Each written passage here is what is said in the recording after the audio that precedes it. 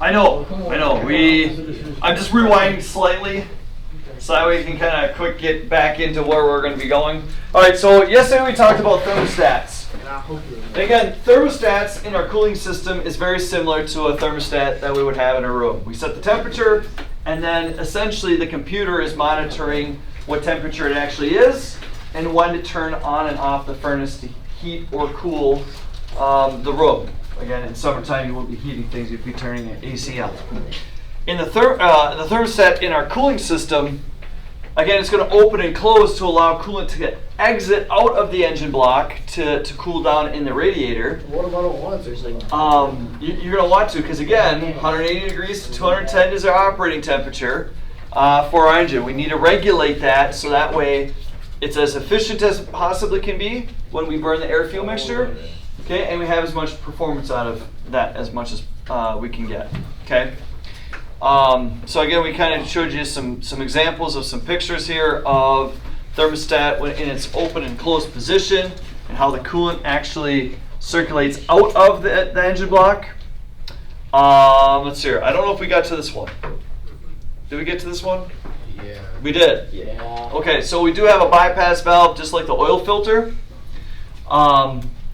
And again, the idea here is when the thermostat is closed and the coolant is not circulating out of the engine block, it's still in the engine block kind of moving around because there's going to be hot spots and low spots, and just like wind goes from high pressure to low pressure, hot goes to cold.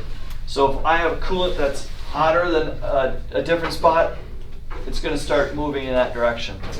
Okay, until eventually we have an equalized or equilibrium of temperature, and again, that's probably when we start approaching 180 degrees, and that's when the thermostat opens up, again, to start regulating that. Okay, and again, one big thing here too, for diagnostic purposes, if you ever notice that the engine takes a long time to heat up, it could be the fact that you have a stuck open thermostat. Okay, so the thermostat in this case would never close, which means that the coolant is continuously circulating to the radiator, which means it's going to take longer for that coolant to heat up.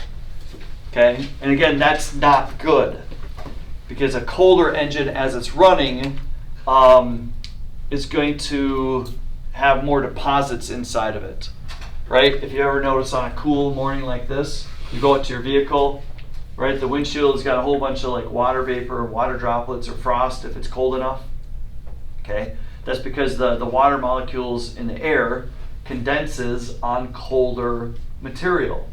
If my engine is colder and I'm spraying vaporized gasoline in air on that engine, that gasoline is going to condense in droplets inside the engine. Okay, and that does not burn very well. Okay, it actually doesn't burn at all. So it essentially chars, and then that starts to build up. Okay, and then that can lead to deposits, which can lead to other things that are not good for it. So that's kind of where that goes. Did we get to this one? No, see, that's the reason why I wanted to cover this a little bit more. Give you a chance to get this one correct. So when a thermostat is closed, which of these permits coolant circulation through the engine? It allows. It allows.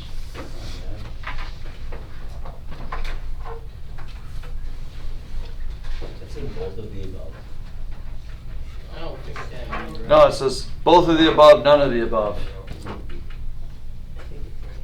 You could just say both.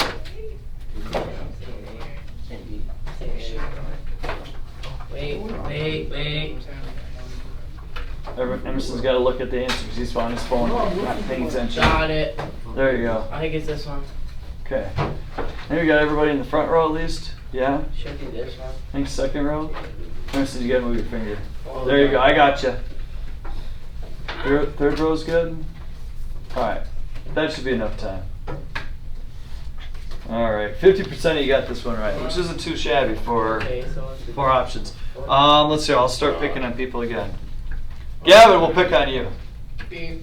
B, bypass valve. Crazy thing is I see from Right. see. What does the radiator hose do?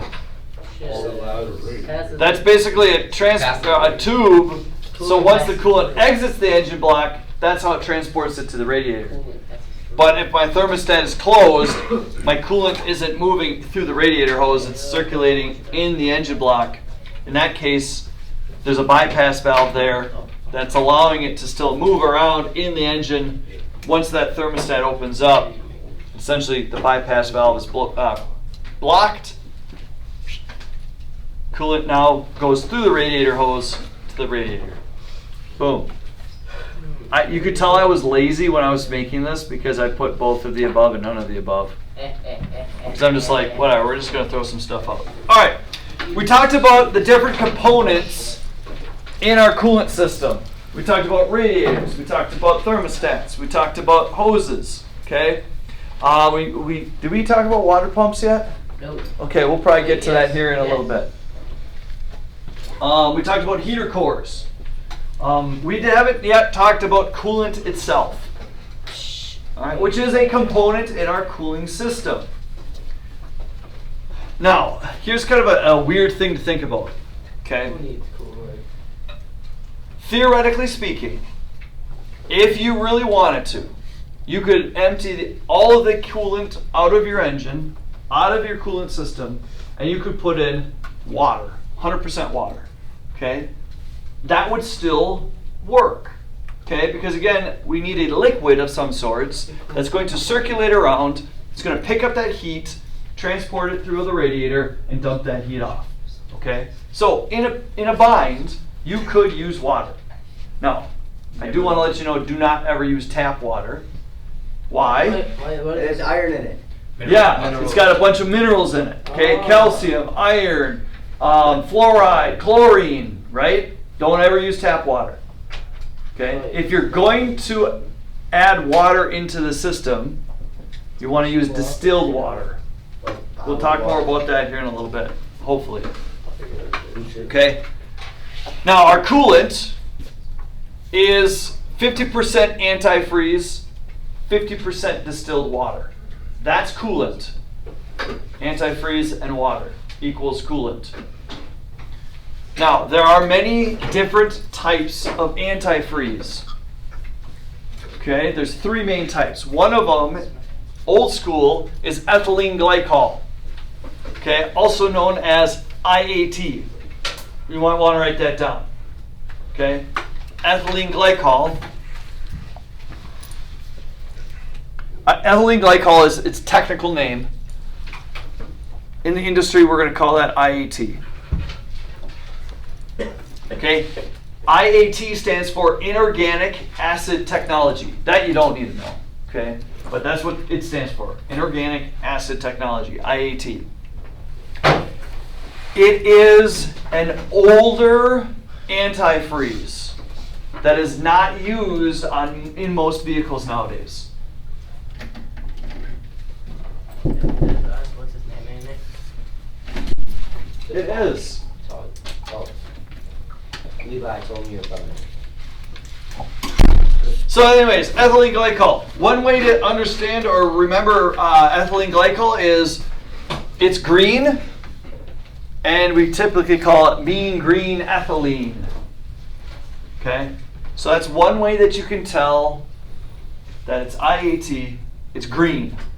And I'm talking like a unnatural bright green. This is what coolant usually has always been. Now, more modern day vehicles, you're going to have the option between two different types of newer antifreeze. Okay, one is going to be oat,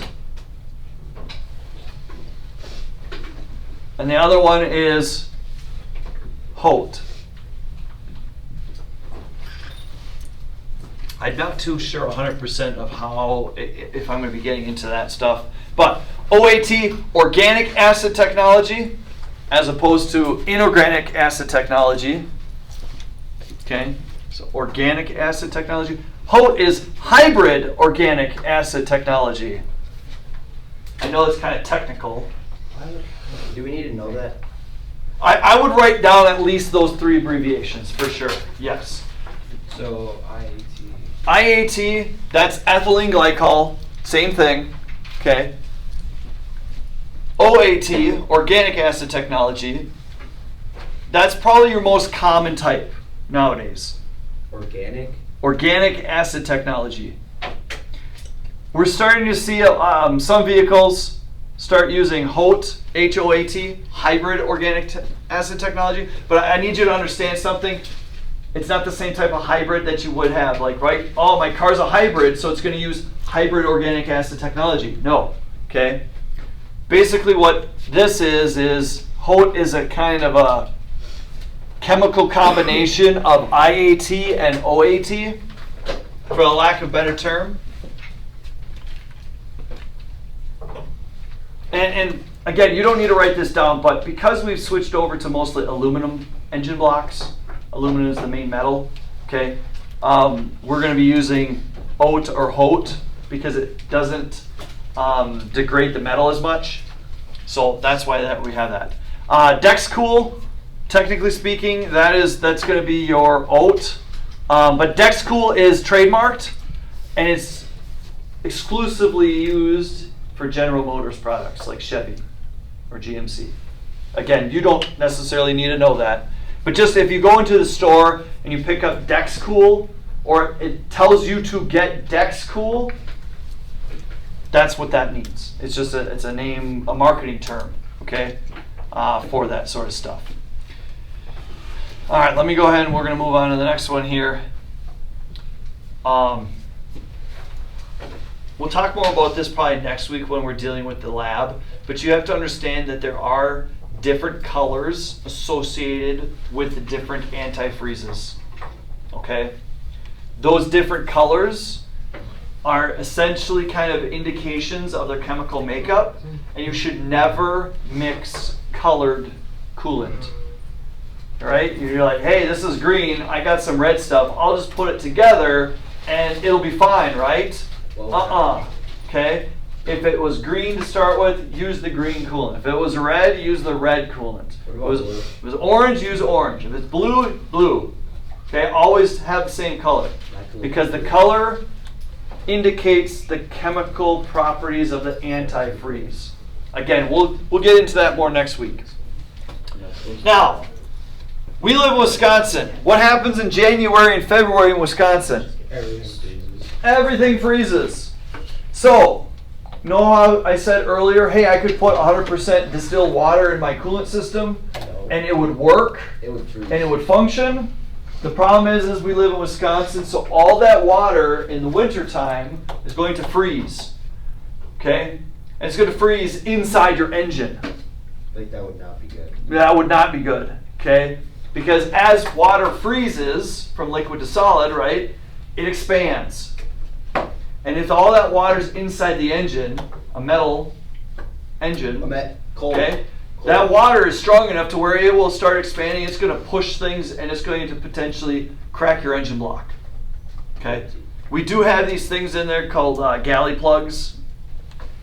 Kind of the thought process behind these galley plugs is if your coolant freezes, these galley plugs would pop off and allow that water to expand that way and not break your engine, because that's a whole lot more expensive than just replacing the galley plugs. That's technically it is a thing, but it's not the main reason for galley plugs. I'm not going to get into the reason why, but just note that there's stuff in place to prevent that. But because we live in Wisconsin, and because it does get cold, our coolant doesn't freeze. And that's because of the antifreeze that we mix in with the water. Okay? So just like how we pressurize our coolant system to increase its boiling capability, we add antifreeze to decrease the temperature that is required for that to freeze. So even on a negative 20 degree day out in January or February, right, I can go start the car up and that's still liquid. Okay? Yeah. Okay, now obviously if it gets super cold out for a period of time, that could still freeze. What do you do? What do you do? Well, we'll talk about that here and some things that you could have. Now, again, I'm kind of jumping the gun here, but we'll cover it here later. Because I live in Wisconsin, in the latitude that I'm at on Earth, we would use a 50 to 50 ratio. 50% antifreeze, 50% water. If I lived in Alaska, right, where it definitely gets colder out, I might use more closer to like a 60-40 mixture, 60% antifreeze, 40% water, or 70% antifreeze, 30% water. Is that just so like give a lower rate of the freezing? Yes, the more antifreeze it is, the lower the temperature would take to freeze that liquid. Then why don't we use 100% antifreeze? That's a great question, right? We'll get to that. It's a great question. I'm not going to tell you the answer though. I'm not going to tell you right now, okay? But you can see here, this chart is kind of an indication, right, of temperatures and where we're at. Okay, propylene glycol compared to ethylene glycol, right? IAT versus OAT. We have more properties in that regards, but it's similar in regards to its freezing capability. Okay? All right, so again, a 50-50 mixture of antifreeze and water will prevent freezing to at least negative 34 degrees. That's Fahrenheit. Additional reasons why we would use antifreeze here or in our coolant instead of just plain water outside of lowering the freeze point. It does help prevent rust and corrosion on the inside of my engine where I can't see. If I use pure water, pure distilled water inside my engine block as a coolant, right? Water plus iron equals rust. Okay, I'm going to start creating rust. So by adding that coolant, or excuse me, that antifreeze with the water, it's going to prevent that chemical process from happening. And again, with modern day coolants, it's going to interact also with aluminum. Aluminum can still corrode. Right? It doesn't rust, but it still corrodes. Yeah. So, like, realistically, if you were in like a very bad situation and you had water but no, like, your coolant was like low, you could fill it up with water. 100%. Would you want to like drain it? No, I would just, if I, let's pretend like I'm out in Arizona, right? I'm going through Death Valley, Yeah. right? My coolant is getting low, okay? And I had a gallon of distilled water. I could just dump it in there and call it good. Now, I am diluting it, the antifreeze down more, but it's not going to detrimentally harm the car. It's going to allow me to get to where I'm going. That's why kind of the funny thing is, right? Oh, hey, I'm off the side of the road. I'm low on coolant. My engine's overheating. I'm now going to pee inside my coolant system. That's a legit thing. You could do that, right? Like worst comes to worst. Worst case scenario, right? You don't have water. You know, I'm going to go pee in there. Better let it You cool down. you can do that. It does work. No. It's not going to smell great, but it will prevent your engine from overheating, allowing you to get to where you're going. Depending on how much pee you're going to pee, right? What? What? Okay.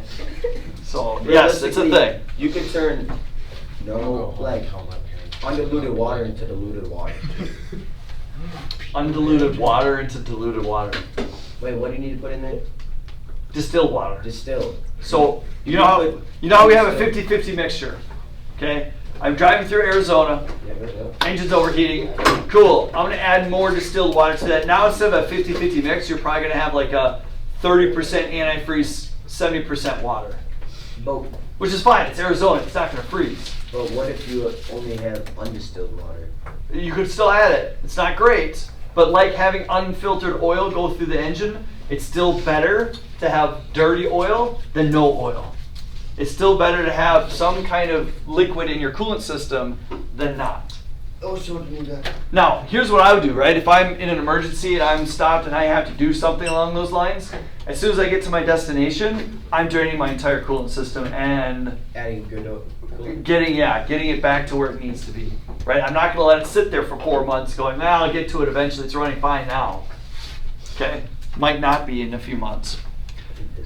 All right, in addition to preventing rust and corrosion, it also helps lubricate the water pump, right? The water pump is sitting in there. It's the heart. It circulates the coolant throughout the engine block and the coolant system. That antifreeze is going to also help lubricate that to allow it to work at its maximum efficiency. And again, it's going to help cool the engine more efficiently than just water alone. But again, you could still use water.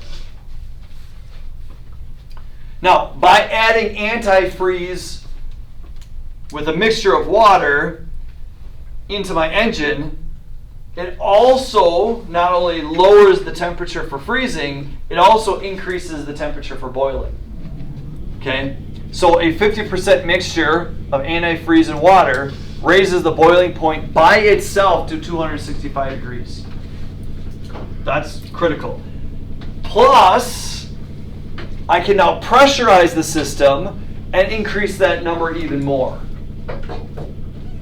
Okay, so we're kind of hitting it double whammy here. Antifreeze raises the boiling point, and pressurizing the system raises the boiling point. We actually know this because I have a chart here that gives me an indication, right? How many quarts of antifreeze are required for protection in comparison to the cooling system in quarts. So I can play around with these ratios. All right? Right? If I live in Alaska, right, I can go over here and I can get it down to negative 69 degrees Fahrenheit. What's the letters? Like, I can't read it. The letters. Like, what's the chart ratios for? So it's antifreeze required for protection. Yep. So if you're saying, hey, I need this, so it's going to be quarts of antifreeze. So if I have 3 quarts of antifreeze, in comparison to like a 10-quart system, right? So that would be a 30 to 70% ratio, 30% antifreeze, 70% water. That means I'm going to have a freezing temperature of 4 degrees. That ain't very high. No, it's not. Okay, let me get back in here. However, if I live in Alaska, right, and I have, let's pretend, a 15-quart system, right, and I want to have it down to negative 62 degrees, well, then I need to have 9 quarts of antifreeze with 15-quart capacity. So that's going to be probably more like a 55 or 60% antifreeze to water ratio. Okay. Now this chart here will be on the lab sheet, so you can actually physically look up what you're kind of looking at to determine what we're at. But let's say you go out to a dealer and you're going to buy a car, or maybe go to Facebook Marketplace and you say, hey, I want to buy a car. Cool. Do an inspection on that car, right? You might want to take a look at what the ratio is of the coolant that's in the vehicle. Okay, how do you do that? How do you know what it is? They might tell you, oh, hey, it's a 50-50 mix. Turn it in Okay, you got to use some tools here to do an inspection, and it will give you the ratio, which is what we're going to do next week out in the lab. Do you have one of those? Oh yeah, I got some other cooler ones than that. Wait, does this graph show us if you just put 100% antifreeze in it? I don't think it's going to show you that. But basically, 100% antifreeze is kind of like 100% water, right? It's first off, it's going to be toxic, or it's overkill for what it's going to do. You're probably going to have it to the point where it's like a negative 1,000 degrees, right? And there's no way you're going to need that temperature. So you dilute it a little bit. It's kind of like going to McDonald's, right? You're saying, hey, I really like Coca-Cola. You go up to the soda machine, you're like, well, I want to get every Coca-Cola bit that I can get. So you just put the 100% Coca-Cola syrup in your bottle, right? And you go, yeah. Have you ever tried that before? Right? You drink it, and it's just like, oh my goodness, right? Way too sugary. You need the water to dilute it to actually make it more functional. Is that even a word, functional? Probably. Now, I'll guarantee you there'll probably be like 2 of you that go to McDonald's today and just be like, I just want the syrup, please. Can you actually Right? get that? I don't know if you can, but we're going to find out, because there's going to be somebody on Monday going, Mr. Getsky, I did it, and it's so amazing. Why did they even put water in it? It's going to be Okay. Simon. Yeah, no, trust me. You don't see this. I'm looking across the room right now. I'm seeing at least a half a dozen smiles, and I know who's doing it. So I don't even need to ask. All right, we're just going to walk through this real quick. This will be more into next week. All right, antifreeze serves each of these functions except. So, out of these 4 options, 3 of these are functions of antifreeze. One of them is not. The correct answer is the one that is not a function of antifreeze.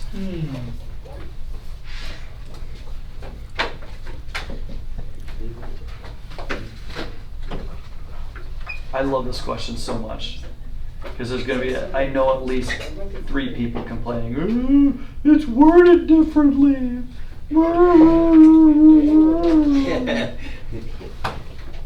Sorry, this is, anybody watching the recording later, you're going to hear me complaining like that. It's hilarious. All right, I'm seeing a lot of people selecting A for whatever reason. Only 3 people got this one right. Right? Mario, what do you get? D. D is the correct answer. Thermostat. No. It's weirdly. It's worded really weirdly. There we go. See? Yeah, thank you. Thank you for that. You validate my existence here. Wait, I should use this. Okay, let's do the easy ones. The ones that no one selected. Okay? Antifreeze. Does it prevent winter freeze up? Yes. No. Okay? That's the whole reason why we add antifreeze. No. Does it prevent rust and corrosion? A little bit. That's not its main purpose. Yep. No, it's not its main purpose, but that's why we add it. These were right. Okay? Does it help lubricate the water pump? Yes. Yeah, it does. We talked about that. Okay? Right. So now we have 3 options that we know it does this. Why is this the correct answer? Why is it Because Thermostat. not a function Technically, it's not of the the one that does antifreeze? it, it just Well, it's not the thermostat either. Control engine temperature. water doesn't. Does it? Yeah, does antifreeze by itself control engine temperature? No. Could we put on 100% water? Could that also control engine temperature? Yes. It's the coolant antifreeze mix. Right? Antifreeze is not exclusive to controlling engine temperature. Just to get she tricked. I will tell you this right off the bat. This one was not as straightforward. Okay, you had to spend a little second to think about it. Okay? So, there you go. It's worded weird. It's worded really. Mr. Getsky, English hard. That's okay. All right, engine block heaters. Hey, who asked me? Like, right? Hey, it's super cold outside. It's like negative 60 degrees. Possibility of the coolant freezing still, maybe. What could I do in addition to that? Well, first off, you could park your vehicle inside a garage. Yeah, what if As weird as that is, that does help tamper down some of the colder temperatures. Some vehicles are equipped with an engine block heater. Like literally, this is like if you live in Alaska, you have to have one of these. I have one. Right? If you live in like Upper Michigan, Northern Minnesota, North Dakota, Montana, Wyoming, you probably want one of these. What this does is it's an aftermarket device on most times. Okay, it hooks up to your cooling system, typically right on the engine block, and it's got a plug. So if you ever see a car or a truck with a plug in it, right here, I'll try to highlight it. You literally can then plug in an extension cord into an outlet. And overnight, when it's super duper cold out, this will essentially circulate that coolant and keep it warmer. Now, it's not going to keep it hot, but it's going to keep it to the point where it's moving, it's not going to freeze, right? So that way, in the morning, you unplug it, and then your car goes to start, and it's like, hey, it's happy. Sometimes they'll actually have oil heater, right? So you actually heat the oil, again, not super hot, just maybe like lukewarm, or just like not freezing, so like maybe 20 degrees. Again, that helps the viscosity stay more liquid, so when you go to start the car, it's easier on the engine to start it. So there's different options, different technologies that we can combat extreme temperatures in certain environments. Uh-oh. I don't want to rehash that one. Oh yeah, we can redo that. Actually, hold on a second. Can I go back? Can I go back? Go back. There we go. So also oil, so the engine crankcase heater, crankcase counterweights move easier through a thinner, warmer oil. Yep, okay, we talked about that. All right. Coolant leaks can be located by performing a cooling system pressure test. Again, this is something that I'm going to be showing you guys next week, probably Monday or Tuesday. Because the system is pressurized while the vehicle is normally operating, I can't check the pressure while the vehicle is driving down the road or while it's running, right? So what I need to do is take the radiator cap off, basically put a different cap on, and then I'm literally going to add pressure to the system. Now, if there is a leak, guess when the best opportunity is you're going to find that leak? When the car's off. When the system's under pressure. Okay, so you pressurize it. Okay, I don't even need to go look for the coolant leaking around the vehicle. I got a gauge right here. Okay, see this gauge? Yep, got it. Right there.